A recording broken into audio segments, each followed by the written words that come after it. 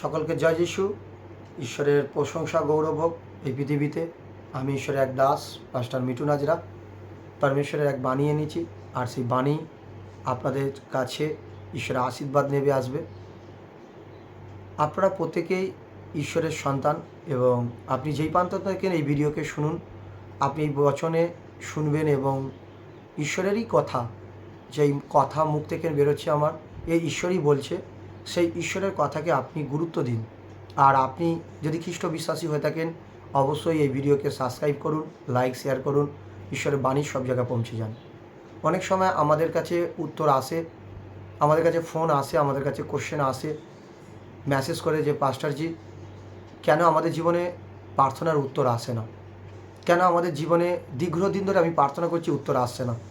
আমি তাহাদেরকে বলবো, আমি তিনখানা জিনিস আমি বলবো। আমি ঈশ্বরের দাস প্রচার করে থাকি এবং ঈশ্বর আমার সাথে কথা বলে থাকে। ঈশ্বরের অভিষিক্ত দাস হয়ে আমি আপনাদেরকে বলবো যে উত্তর এই কারণে আসে না। তিনখানা পয়েন্ট আপনাদের কাছে জরুরি দরকার। সর্বপ্রথম হচ্ছে যে পয়েন্ট, যে উত্তর এই জন্য আসে না, আপনি প্রার্থনাতে বিশ্বাস রাখেন না। আপনি যে প্রার্থনা করছেন, প্রার্থনাতে বিশ্বাস রাখেন না। প্রার্থনাতে বিশ্বাস রাখতে হবে যে আমি যাহা কিছু চাইছি আমি তাহা পেয়ে গেছি, তবেই কিন্তু উত্তর আসবে। কেন প্রভু যিশু বলেছে, বিশ্বাসপূর্বক যাহা চাইবে তোমরা তাহাই পাইবে। তার মানে আপনি প্রভুর কাছে প্রার্থনা করতে যাচ্ছেন, বাট আপনি প্রভুকে বলেওছেন যে আমার পরিবারে এই সমস্যা থেকে না আপনি উদ্ধার করুন পরমেশ্বর, আমাকে উদ্ধার করুন, আমাকে পরিত্রাণ দিন। আর সেই সময় প্রভু শোনে আর আপনার বিশ্বাসে প্রার্থনা আমেনও করে দেয়, কিন্তু আপনার বিশ্বাস থাকে না, তাই আপনি উত্তরকে দেখতে পান না।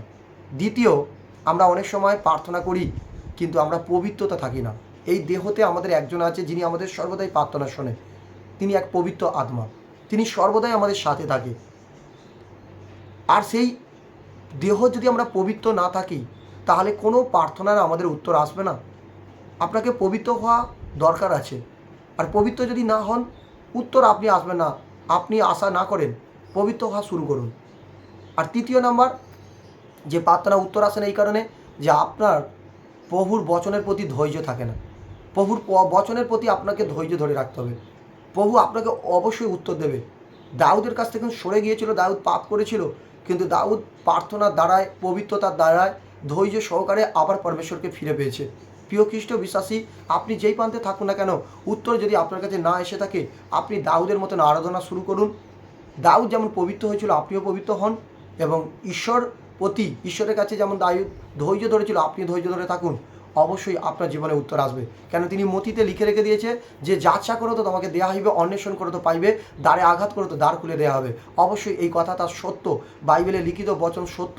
তাই অর্থাৎ এই বচন আপনার জীবনে কাজে লাগবে, অর্থাৎ এই ভিডিও আপনার জীবনে কাজে লাগবে। উত্তর যদি এসে না থাকে, অবশ্যই আপনি প্রার্থনাতে বিশ্বাস রাখুন, আর আপনি পবিত্রতা হন।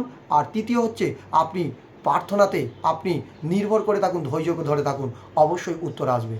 আপনি যদি এই ভিডিওকে দেখে থাকেন, অবশ্যই ভিডিওকে সাবস্ক্রাইব করুন এবং লাইক শেয়ার করুন প্রচুর পরিমাণে। ঈশ্বর আপনার জীবনে আশীর্বাদ করবে।